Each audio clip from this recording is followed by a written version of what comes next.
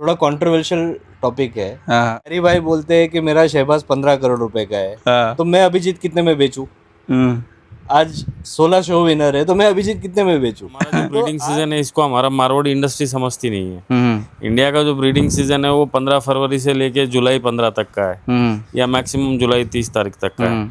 लेकिन हमारी मारवाड़ी इंडस्ट्री के अंदर में ब्रीडिंग 12 महीने होती है। 12 महीने करते हैं घोड़े, 34 महीने के भी दांत नहीं तोड़ते, तो क्या उसमें कुछ कर देते हैं लोग बाग? मेरे तो खुद के 34 में डाढ़े गिर गई थी। आपने भी सुना होगा कभी कभार कि भाई 34 महीने का हो गया और ये मिलती थे अभी भी। जी नमस्कार दोस्तों, आप सभी लोगों का फिर से स्वागत है अल्फा स्टड फार्म के पार्ट 7 के अंदर। और दोस्तों, आपने पिछले पार्टों के अंदर हमने लगभग आपको अल्फा स्टड फार्म के जितने भी घोड़ियां हैं या फिर घोड़ियों के नीचे जो बच्चे हैं, हमने आपको दिखाने की कोशिश की है। और एक पार्ट के अंदर सिर्फ हमने भाई स्टेलियन भी आपको दिखाया। तो किसी भाई ने अगर पिछले वाले पार्ट नहीं देखे हो तो वो आप पार्ट जाकर भी देख सकते हैं। बाकी दोस्तों, इस वीडियो के अंदर भी हम आपको बच्चे वाली जो घोड़ियाँ हैं वो इस पार्ट के अंदर दिखाने वाले हैं। तो बात करें उन्नीत भाई, लोगों को पहले नंबर पर जो घोड़ी दिखाने वाले हैं, क्या नाम है इस घोड़ी का? इसका नाम है ईशा। ईशा। और कौन है ईशा का बाप? ईशा का बाप है इनानी वाला घोड़ा। हम्म यहाँ पे सीमेंट फैक्ट्री है आगे, इनानी करके सीमेंट और मार्बल का ये है, बड़ी ग्रुप है इनानी करके। उनके पास घोड़ा था, इनानी वाला घोड़ा। बिल्कुल। वो उसका बाप हो गया। इनानी वाले घोड़े का बाप हो गया पवन हो गया तूफान का। बिल्कुल। डैम उन्हीं के पास थी, ओल्ड मारवाड़ी मेयर थी। और ईशा के नीचे अभी बच्ची आई है। कितनी उम्र की है ईशा? ये 10 दिन की बच्ची है। नहीं, ईशा कितनी उम्र की है? ईशा तकरीबन 10 साल के आसपास 10 साल के आसपास। और हाइट में कितनी होगी ईशा? 62 प्लस है। 62 प्लस है जी। तो ईशा को कितना टाइम हो गया आपके पास में? मेरे पास तकरीबन 3 साल हो गए। 3 साल हो गए। हाँ। मेरे पास आई थी सुबर, हुज़ैफा भाई चाकी ने भेजी थी। उनके पास एक तेजुन करके काला काटा का बच्चा था। उससे कवर होके आई थी, सुबर होके आई थी। और वो बच्ची आज 64 खड़ी है। अच्छा, वो बच्ची आपके पास ही है? वो बच्ची मैंने सेल की जीतूवना नाहरगढ़ को। अच्छा। और वो आज 64 खड़ी है। यानी कि वो ईशा की बच्ची है? ईशा की बच्ची। तो आपके फार्म पे पहली बच्ची थी वो? ईशा की? हाँ, ईशा की पहली बच्ची थी। और दूसरी बच्ची? दूसरी बच्चा है, बच्ची नहीं है, बच्चा है जी। कालवीर करके इसके पहले वाले वीडियो में आपको दिखाया रहेगा, सप्ताश का बच्चा। अच्छा, वो उसका दूसरा बच्चा है। ये इसका ईशा का दूसरा बच्चा है। और इसके नीचे अभी बच्ची है, अभी 10 दिन की बच्ची है, अभिजीत की बच्ची है। अभिजीत घोड़े की। कैसे रिजल्ट दिए? 3 रिजल्ट में तो मेरे को लगता है सब कुछ क्लियर हो जाता है। तीनों आउटस्टैंडिंग रिजल्ट है। One of the toppest broodmare of our farm बोल सकता हूँ मैं। फाउंडेशन स्टॉक है, मैं आपको ये चीज़ बोल सकता हूँ। तो जैसे बात करें उन्हें भाई, आपके फार्म पे यानी कि जो घोड़ियाँ हैं, लगभग घोड़ियाँ बहुत है, ऐसी कितनी घोड़ियाँ हैं जिन पे आप ये कह सकते हो सॉरी यार ये 10 घोड़ियाँ, इन पर कोई भी घोड़ा छोड़ो ये बच्चा टॉप क्लास ही देती है, चाहे से कोई सा भी घोड़ा छोड़ दो? 9 से 10 घोड़ियाँ है। 9 से 10 घोड़ियाँ जो यानी कि बच्चे देने में सुपर्ब है। सुपर्ब है, कुछ भी डालो one of the best results आएंगे। तो यानी कि रिजल्ट में आप जैसे आपके फार्म पे जो बच्चे आ रहे हैं, अधिकतर मार्किंग क्या आ रही है यानी कि उनमें? वर्सेटाइल है। अभी तो मेरे पास मैक्सिमम लॉट अभिजीत का आया है। और बहुत खुशी से ये चीज़ बोल सकता हूँ मैं कि वर्सेटाइल रिजल्ट, मतलब हर प्रकार के रिजल्ट दिए। उसने काले बच्चे भी दिए, कुमेद भी दिए, अबलग के ऊपर काला अबलग भी दिया है, और कुमेद अबलग भी दिया है, टीका भी दिया है, पट्टा भी दिया है, पंचकल्याण भी दिया है, सब कुछ दिया है। यानी सब मिक्स में आ रहा है। अगर बात करें हम लोगों को दूसरे नंबर पर जो घोड़ी दिखाने वाले, इसका क्या नाम है? इसका नाम है फलकनुमा। और कौन है फलकनुमा का बाप? फलकनुमा डायरेक्ट आलिशान की है। डायरेक्ट आलिशान की है। यहाँ पे एक भिंडर रावला है। भिंडर रावला में वो मायरे में आई थी। और जेन्यून डायरेक्टली आलिशान से। कितने साल की होगी फलकनुमा? फलकनुमा मेरे हिसाब से 12 साल की है। 12 साल की है। 12 के ऊपर ही रहेगी। 12 से ऊपर ही रहेगी। और माँ की बात करें इसकी?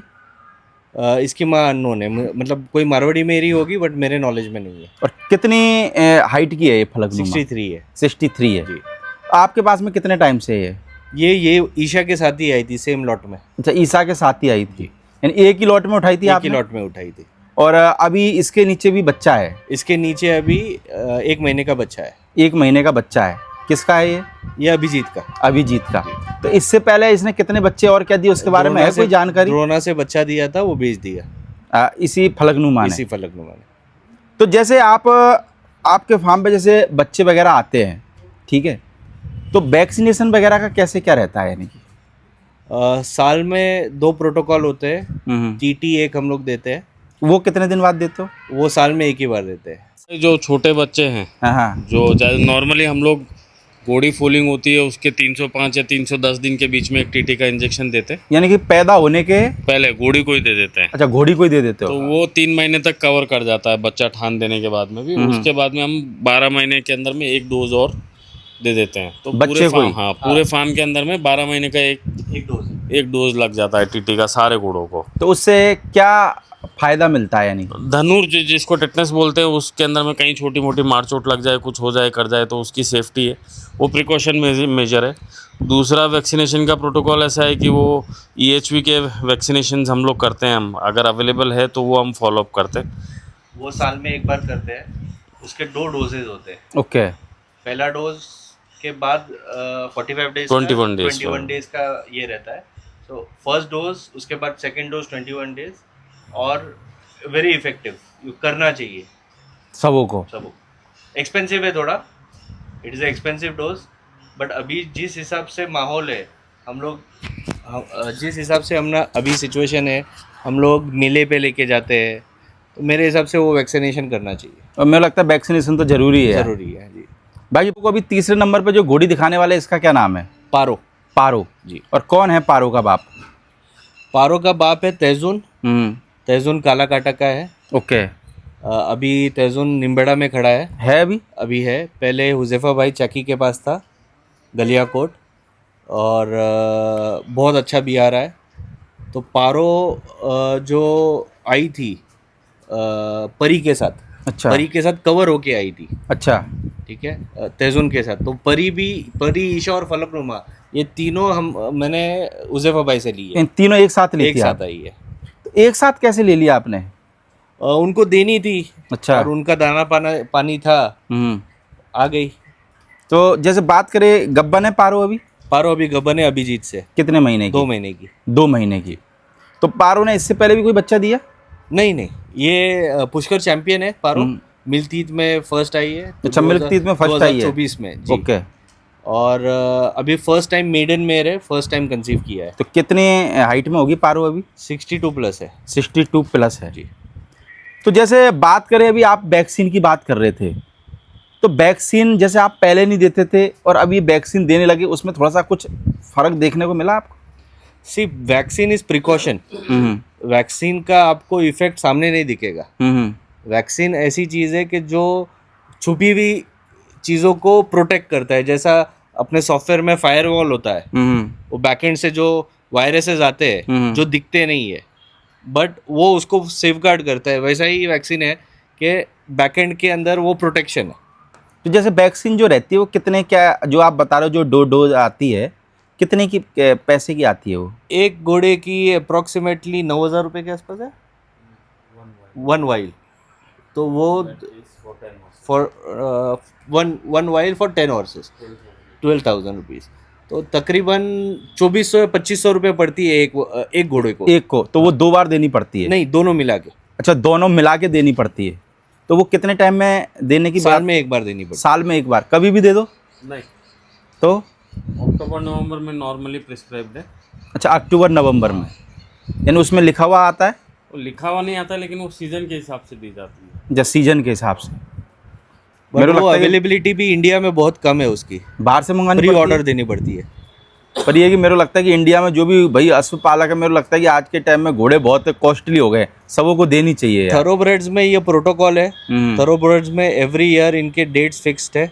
जैसे डीवर्मिंग की डेट्स है, वैसे वैक्सीनेशंस के डेट फिक्स्ड है। उनका चार्ट बनता है थरोब्रेड्स में, और वही हम लोग फॉलो कर रहे हैं। तो आप बाहर से मंगाते हो? बाहर से मंगाते हैं। तो अगर बात करें हम लोगों को, अगली जो घोड़ी दिखाने वाले, इसका क्या नाम है?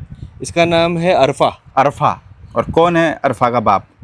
अरफा का बाप है मैचो, और मैचो है लाखों का, हम्म, जो चंदलाज बैग में था, बिल्कुल। और लाखों अली बाबा का है। और अरफा की माँ है जोया, जो हुसैन भाई साबोवाला के पास है, अभी है। अभी भी है। ओके। और जोया का जो फादर है, सायर है, वो कच्छ केसरी है। गज केसरी। कच्छ कच्छ कच्छ केसरी। केसरी। तो अगर बात करें अरफा उम्र में कितनी है? ये रहेगी 8 साल के आसपास। 8 साल के आसपास। और हाइट में कितनी होगी है? 62। 62। तो कितने क्या बच्चे दिए आपके फार्म पे और कितने टाइम से आपके पास में है ये? इसने मुझे 2 बच्चे दिए। हम्म, पहला बच्चा मुझे इसने अति सुंदर से दिया, हम्म, उसका नाम है आलिशा। हम्म, और दूसरा बच्चा मेरे को उसने अभिलाषा करके अभिजीत के साथ जो ये बच्ची है वो दी है। यानी 2 बच्चे दिए। 2 बच्ची दी है। तो अभी गब्बन है अभी अभिजीत से फिर से गब्बन है। कितने महीने की? ये 5 महीने के आसपास। 5 महीने के आसपास। तो जैसे उन्हें भाई गब्बन घोड़ियों को भी लोग लेना बहुत प्रेफर करते हैं, तो आपके पास में इंक्वायरी आती है? क्योंकि मुझे लगता है आपके पास में तो अधिकतर घोड़ियाँ गब्बन ही हैं। सी बेसिकली क्या है, मार्केट टेंडेंसी अभी के कंफर्म्ड प्रेगनेंसी मेयर्स ज़्यादा खरीद रहे हैं लोग, क्योंकि क्या कारण है उसका? उसके 2 रीज़न है। एक तो जो काफ़ी टाइम से एम्प्टी मेयर है, वो लोगों को कंसीव कराने में तकलीफ होती है, क्योंकि उनके पास इंफ्रास्ट्रक्चर होता नहीं है, वेट कंसल्टेशन होता नहीं है, तो उनको वो तकलीफ झेलनी नहीं है। और दूसरा इम्पोर्टेंट पॉइंट है कि अगर ऑलरेडी प्रेग्नेंट है तो उनका टाइम बचता है। सपोज अगर 2 महीने या 3 महीने की प्रेगनेंसी होगी तो 11 महीने वेट करने की ज़रूरत नहीं है उनको। मुझे लगता है कि बच्चा जल्दी आ जाएगा। बच्ची जल्दी आ जाएगा। तो मेरा लगता है कि जो नए लोग रहते होंगे तो आपसे जो कांटेक्ट करते होंगे अधिकतर गब्बन घोड़ियों के लिए ही कांटेक्ट करते होंगे। हाँ, सही है।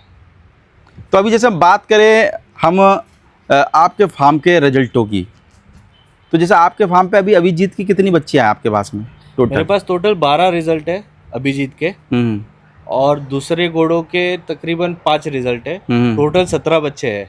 17 बच्चियां कितनी है उसमें? उसमें 15 बच्चियां है। 15 बच्चियां है, यानी कि आपकी बार स्कोर जोरदार है। हाँ, इस सीजन में 12 बच्चियां है, 3 बच्चियां पुरानी सीजन की है। पुरानी सीजन की है। बाकी बात करें लोगों को, हम अगले नंबर पे जो घोड़ी दिखाने वाले, इसका क्या नाम है? इसका नाम है लक्ष्मी। लक्ष्मी। और कितनी उम्र की है लक्ष्मी ये? लक्ष्मी का पूरा डिटेल सीपी सर देंगे। सीपी सर, कितनी उम्र की है लक्ष्मी? ये लक्ष्मी करीबन 7 साल की है। 7 साल की जी। और हाइट में कितनी होगी? हाइट में 63 के लगभग है। 63 के लगभग। और कौन है बाप लक्ष्मी का? ये इसका शायर है दिलबाग। दिलबाग। और ये डैम साइड से बहुत स्ट्रांग है। बेगम रजिया वो वाली लाइन से, ये बेगम की बेटी है।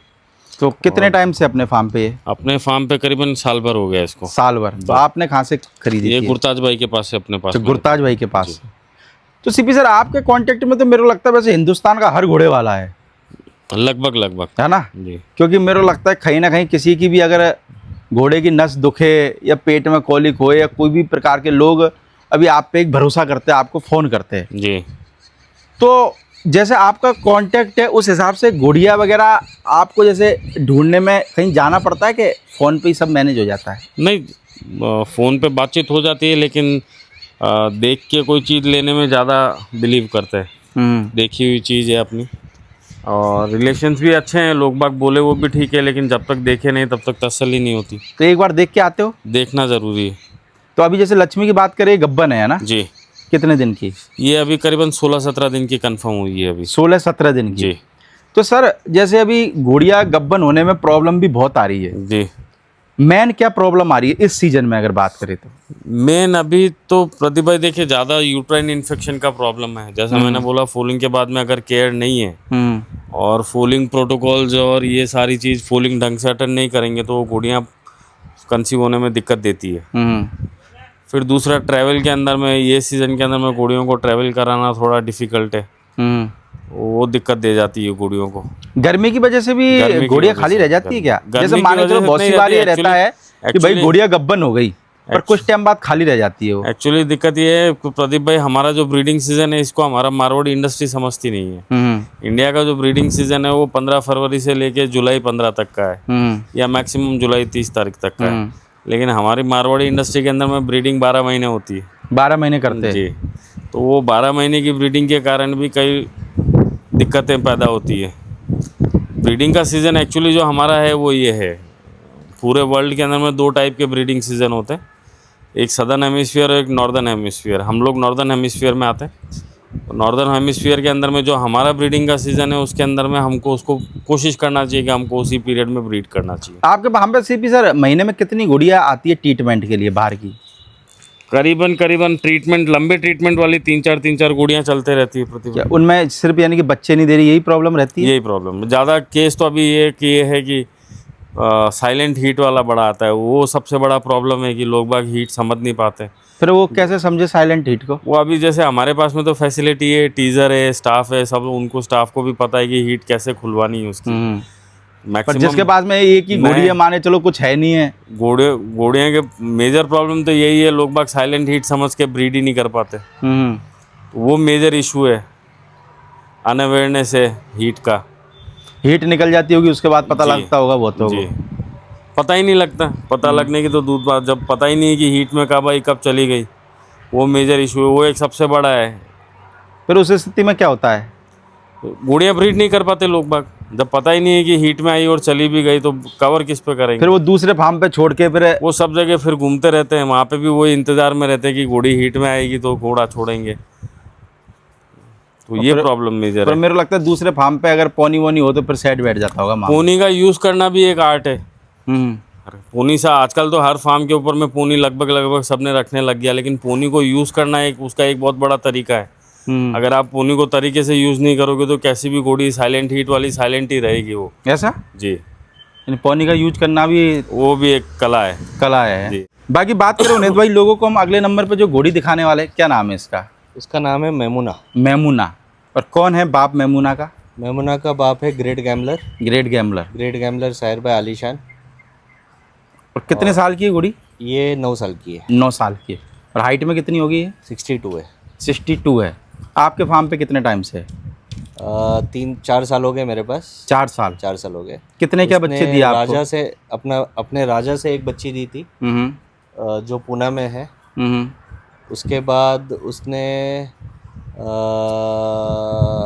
एक बच्चा दिया था, वो छूट गया। और अभी अभिजीत के साथ एक रिजल्ट आया है उसका, यानी कोल्ट है अभी इसके कोल्ट नीचे। है। हाँ। कितने उम्र का है ये कोल्ट? ये 3 महीने का है। 3 महीने का। 3 महीने का। तो जैसे बात करें हुनैद भाई, आपके फार्म पे जैसे ये कोल्ट वगैरह आते हैं, घोड़ियाँ भी आती है, तो डाइट वगैरह का कैसे क्या सिस्टम रहता है? यानी कि प्री फोलिंग और पोस्ट फोलिंग का दोनों का फीड हमारा प्रोटोकॉल अलग है। और यानी कितने दिन बाद बच्चा आपका डाइट खाने लग जाता है? यानी कि आप ऐसा पकड़ लो कि 1 महीने बाद, हाँ, 1 महीने तक वो माँ के नीचे खाता है, दूध पीता है। 1 महीने बाद हम लोग उसको 15 डेज से हम लोग प्रैक्टिस स्टार्ट कर देते हैं। 1 महीने के बाद वो खुद ब खुद चालू कर देता है खाना। उसको टोबरा लगाते हैं हम लोग। टोबरा मतलब वो मेले में लगता है ना, टोबरा। मुंह पे थैला। मुंह पे थैला। हाँ, मुंह पे थैला लगाते हैं। और मुंह पे थैला लगा से उसका रीज़न है लगाने का कि एक तो कहीं बाहर जाए तो उसको आदत लग जाए, दूसरी चीज़ माँ उसका दाना ना खाए। यानी वो अपना आपको पता लगता रहे कि इतना इतना दाना खाया है, तो उस हिसाब से हम लोग बच्चों का फीडिंग करते हैं। तो थोड़े दिन जैसे आप पहले दिन टोबरा लगाते होंगे तो डरता नहीं होगा? डरता है, पहले 1 दिन 2 दिन डरता है, लेकिन मैनेज हो जाता है। फिर खा लेता है पूरा? खा लेता है। तो कितने कितने ग्राम देते हो उसको? यानी कि 100 ग्राम्स, 50 ग्राम से स्टार्ट करते हैं प्योर प्रोसेस्ड फीड। और जो सीपी सर का फीड है एरियन, 100 ग्राम्स तक लेके जाते हैं। तो दिन में कितनी बार देते हो फिर? 3 बार। 3 बार। और उसके अलावा दाने के अलावा भी कुछ देते हो बच्चे को, या फिर दूध वो पीता माँ के है? नीचे जो मिलता है वो, तो वो 100 ग्राम्स इज नॉट सफिशिएंट। माँ के नीचे माँ के साथ भी खाता है, तो ये हम लोग माँ के दाने के पहले देते हैं, 20 मिनट पहले। ओके। ताकि वो अपना दाना खा ले और उसके बाद जो भी उसको भूख है वो माँ के नीचे खाए। और दूध तो मिलता ही है उसको, तो माँ का फिर दूध पीता रहता होगा। तो फीड का तो कोई प्रॉब्लम आता नहीं होगा आपको? सीपी सर बैठे जो है ना, हम उन्नीत भाई लोगों को जो लास्ट घोड़ी दिखाने वाले, इसका क्या नाम है? इसका नाम है लवलीना। लवलीना। और क्या एज की घोड़ी है लवलीना? लवलीना अभी 4.5 साल की है। 4.5 साल यंग की। मेयर है। और हाइट में मेडन कितनी मेयर होगी? है। और हाइट है 63। 63। और बाप कौन है इसका? इसका बाप है तेजुन। हम्म। इसकी माँ है ऑल इंडिया चैंपियन लवली, अबलग घोड़ी है। लवली तो पूरा इंडिया जानता है लवली को। लवली की बच्ची है ये। और अभी इसके नीचे भी बच्ची है? इसके नीचे बच्ची है। सॉरी, इसका जो बाप है लवलीना का जो बाप है वो है योद्धा। अच्छा, जो आपके फार्म पे अपने है। पास जो अबलग घोड़ा है 31 साल का। 31 साल वाला, वो इसका बाप हो गया। और इसके नीचे जो बच्ची है वो बच्ची का बाप तेजुन है। जो नीचे फिली है उसका बाप है फिली है। तेजुन। हाँ, वो 3.5 महीने की बच्ची है। 3.5 महीने की पहली बच्ची है इसकी? ये पहली बच्ची है। पहली बच्ची पहली है। बच्ची। तो जैसे बात करें पहली बच्ची है इसकी, कैसा रिजल्ट आया लवलीना का? आउटस्टैंडिंग बच्ची है। मतलब मेडन के हिसाब से साइज, बोन स्ट्रक्चर अच्छा दिया हुआ है। तो जैसे सीपी सर, बहुत सी बार लोग कहते हैं कि ये डबल बोन का बच्चा है या डबल बोन की बच्ची है। कैसे पता करते हैं ये डबल बोन का बच्चा है कि डबल बोन की बच्ची है?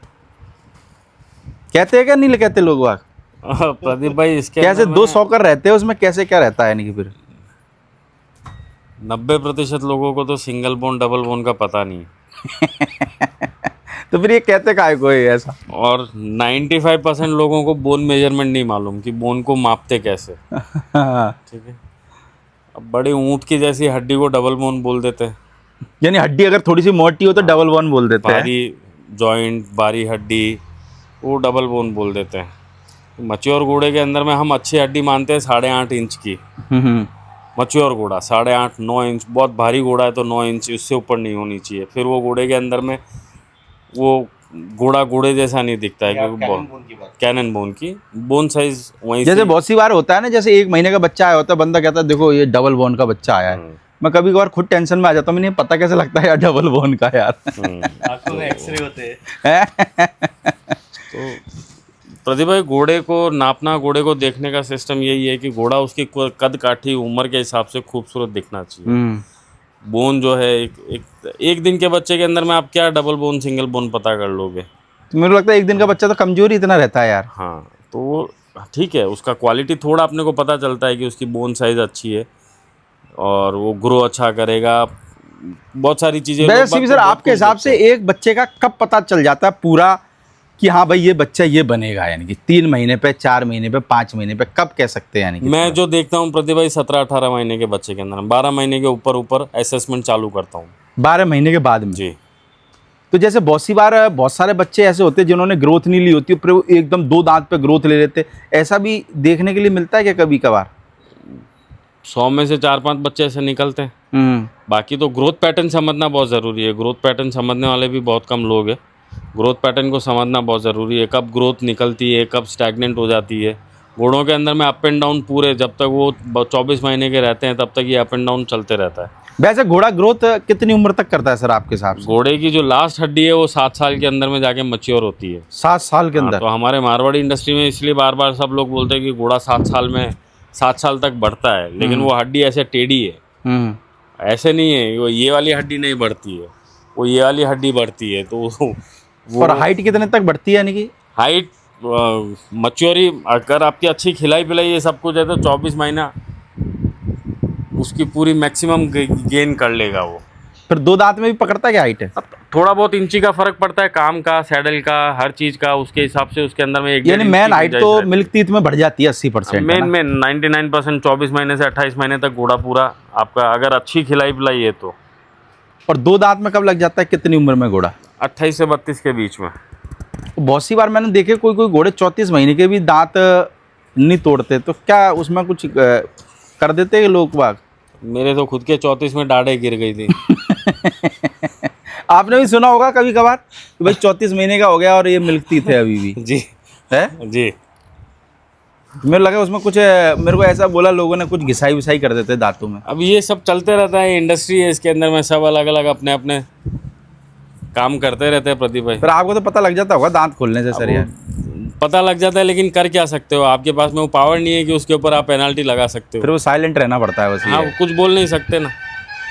कभी कभार तो सिर्फ सर आप किसी के फार्म पे जाते होगे तो आपको मुंह खोलने से या दूर से ही पता लग जाता होगा इसमें क्या गड़बड़ है, पर बता नहीं पाते होगे अभी ये पिछले 1-1.5 साल में मैं बहुत सुधर गया हूँ। पहले बहुत मुंह खोल देता था, लोगों को बहुत बुरा लगता था। पर अभी पहले तो आप क्लियर बोल देते थे। हाँ, अभी मैं भी मिल्क टीथ से 2 दांत में आ गया हूँ, तो अभी बहुत समझदार हुआ हूँ मैं। पहले मैं मिल्क टीथ में था तो मैं बहुत कुछ बोल देता था। थोड़ा लोगों को बुरा लग जाता होगा, बुरा लग जाता, क्योंकि लोगों को थोड़ा सच सुनने की आदत कम है और लोगों को तारीफ सुनने की आदत थोड़ी ज्यादा रहती है। पर प्रदीप भाई, एक चीज है कि हमको एक्सेप्टेंस होनी चाहिए हमारे अंदर। अगर आपको पता है कि आप क्या काम कर रहे हो, आपके पास में क्या चीज़ है, आपको खुद को एक्सेप्ट करना चाहिए कि मेरे पास में क्या जानवर खड़ा है। पर आदमी के अपने हमारे पास में अच्छा है तो हम अच्छा बोलते हैं, हमारे पास में कहीं कमी पेशी है तो हम खुद बताते हैं। और इस चीज़ के अंदर में शायद हुनैद भाई मेरे साथ में बैठे हुए हैं, और हुनैद भाई को भी आप बात कर सकते हो। जो मुझे अच्छा लगा, मेरा कोई फेयर ओपिनियन है तो मैं बिल्कुल देता ही देता हूँ। पर लोगों को ऐसा लगता है ना यार, सीपी सर ने कमी बता दी, साला फिर हमारा बच्चा बिके नहीं, ऐसा भी हो सकता है। मेरे नहीं बताने से भी नहीं बिकने वाला है वो तो।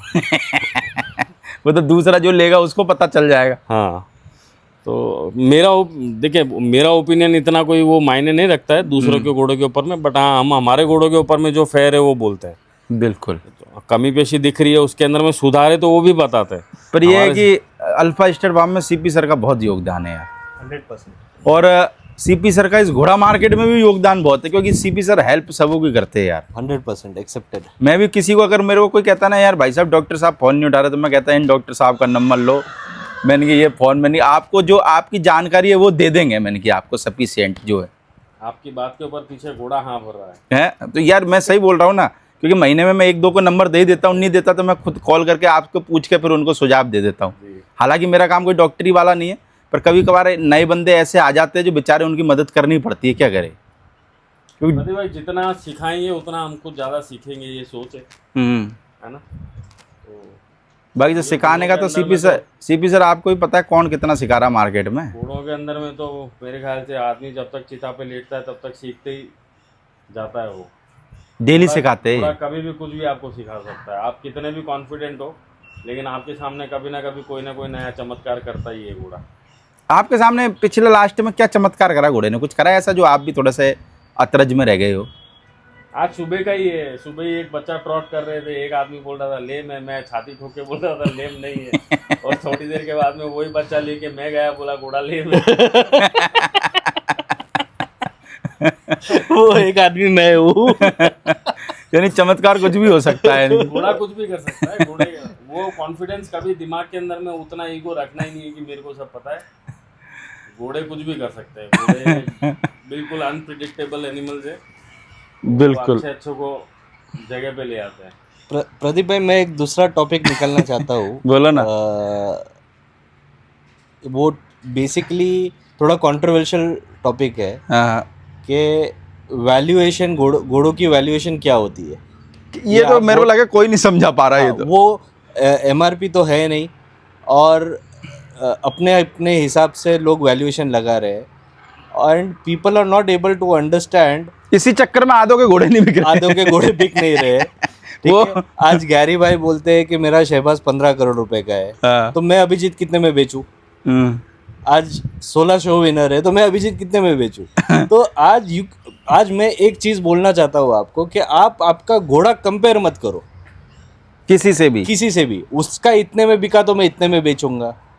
आप यू सेट योर प्राइसिंग, आपको कितने में परवड़ता है, आपको कितने में तसल्ली हो रही है, दूसरे के जेब में कितना जा रहा है वो देख के आपका घोड़ा आपके दावन पे अटक रहा है, वो चीज का कोई मतलब। आजकल जैसे काले कांटे के बच्चे बहुत सारे घोड़े ऐसे, उसका बिक गया भाई इतने में, तो आदमी कहता है भाई मेरा तो आधे में तो जाएगा कि नहीं जाएगा। सही है। प्रदीप भाई, जो मैं एक्सेप्टेंस की बात कर रहा था ना, वो यही एक्सेप्टेंस है। कि आपके अंदर में, खुद के अंदर में तसल्ली, और आपको खुद को पता होना चाहिए कि आपके घोड़े की वैल्यूएशन क्या है, आप अपने घोड़े को किस नज़रिए पे देख रहे हो। अगर वो एक्सेप्टेंस आपके अंदर आएगी तो आप अपने घोड़ों की सही वैल्यूएशन करोगे और राइट। तो सर आप ये बताओ ना, कौन अपने घोड़े को कम रेट में मान रहा है आज के टाइम में? हर किसी को अपने घोड़े सब 50 लाख के 1 करोड़ के लग रहे हैं। प्रॉब्लम सिर्फ बायर की नहीं है, ये सेलर की भी प्रॉब्लम है। बेचने वाला खरीदने वाले से ज्यादा गुनहगार है यहाँ पे। बेचने वाला तो ये सोचता है कि भाई आने वाला जो सामने वाला, इसकी तिजोरी का सारा माल अपने अंदर हो जाए, और सामने वाला बोलता है कि मेरे को जितना सस्ते में मिल जाए उतने सस्ते में मैं ले लूं। मेरी मेरा ओपिनियन तो ये है कि आप जितना एज अ सेलर ट्रांसपेरेंट रहो हम्म, उतना आप नया मार्केट क्रिएट कर पाओगे और नए बंदे क्रिएट कर पाओगे। बाकी हवा बना के इंडस्ट्री चलने वाली नहीं है। मेरे को परसों एक बंदा बता रहा था, भाई साहब बोले एक बच्चा था वो पिछले 6 साल से नहीं बिक रहा था। बोले मैं उसके घर 2 दिन गया और जब मैं आने लगा ना तो उसने फर्जी 2 पार्टियाँ बुला ली। वो पार्टियाँ कोने में जाके बच्चा देख रही थी ऐसे ऐसे करके। बाद में बोलता है मेरे को, बोले भाई साहब 31 लाख में डील हो गई, अगर आप चाहो तो आप भी देख लो अभी भी। बोला आपको तो घर के आदमी 25 में दे दूंगा। वो भाई वो भी यार हमारी वीडियो देखता ही है, उसको पता है कि साला गेम कैसे घूमता है। बोला भाई साहब आप ऐसा करो, इनको 31 में दे दो, आप घाटे का सौदा क्यों कर रहे हो बोले। तो ऐसे ऐसे भी गेम खेले जाते हैं इधर कभी कभार। प्रदीप भाई, घोड़े की वैल्यूएशन और आदमी की इच्छा, उसकी कोई सीमा नहीं है। मेरी भी इच्छा है मैं साइकिल से सीधा हेलीकॉप्टर में उड़ूं, पर वो सच्चाई हो नहीं सकती हो। पर ये है कि भाई जिसको जितने में तसल्ली है आप उतना पैसा ले लो, सही। दूसरे की होड़ मत करो। हाँ बस यही कहना चाहता हूँ। आपके भाई ये देख लो कि आपकी क्या लागत आई है, आपकी मेहनत कितनी लगी है, उसके ऊपर आपको प्रॉफिट अगर मिल रहा है 4, 5, 7, 8, 10 लाख रुपए जितना भी, तो दे दो। यानी कि हर किसी की जरूरत अलग होती है। मैं नाम नहीं लेना चाहता हूँ बट XYZ अगर कोई घोड़ा आज 10 करोड़ रुपए वैल्यूएशन पे बैठा है तो उसके मालिक की नीड अलग है, उसके मालिक की का जेब भरा हुआ है। हो सकता है उसके मालिक को जरूरत ही नहीं हो। जरूरत ही नहीं है। वो 10 करोड़ का वैल्यूएशन होने दो या 10 लाख का वैल्यूएशन होने दो, हाँ। उसको वो फर्क ही नहीं पड़ता है। वो उसके गैरेज में एक गाड़ी पड़ी है बट आपके गैरेज में वो गाड़ी पड़ के वेदर इट इज अफोर्डेबल और नॉट, हो सकता है 10 करोड़ रुपए में तुम्हारी 2-3 पीढ़ी तर जावे। तो भाई अपनी रेट के हिसाब से, क्षमता के हिसाब से, और आपको जो बेस्ट लगता है वो रेट मांगो। अपने पड़ोसी को देख के, दूसरे फार्म वाले को देख के कभी रेट मत मांगो, वरना वो घोड़ा आपके फार्म पे खड़ा रहेगा। और मैंने तो बहुत सी बार ऐसा भी देखा है कि वो घोड़े के लोग इतनी रेट मांग लेते, थोड़े दिन बाद उसकी रिप की पोस्ट ही डलती है, फिर वो चला ही जाता है। फिर मुझे लगता है जाने के बाद में उसको इस बात का दुख नहीं होता कि घोड़ा मर गया, उसको इस बात का दुख होता है कि लोगों ने मांगा बहुत था पर मैंने दिया नहीं है। तो ऐसी स्थिति भी बहुत सारी फार्मों पे मैं देखता हूँ। तो भाई जब कोई आपसे मांग रहा है कोई चीज़ तो मेरे को लगता है दे देनी चाहिए भाई, बाकी तो आपकी इच्छा है। महंगा तो ये भी बहुत आया था। घोड़ा कितने का आया है? बहुत महंगा था। ये XYZ की लिस्ट में ही है, ये भी है। ये डबल टेस्टिकल है और बाइट आउट नहीं है और हाइट में भी अच्छा खासा है। चलो सीपी सर, बहुत बहुत शुक्रिया आपका अपने फार्म के घोड़ा घोड़ी दिखाने के लिए। बाकी आपसे बात करके मजा भी बहुत आया। Thank you thank you so much.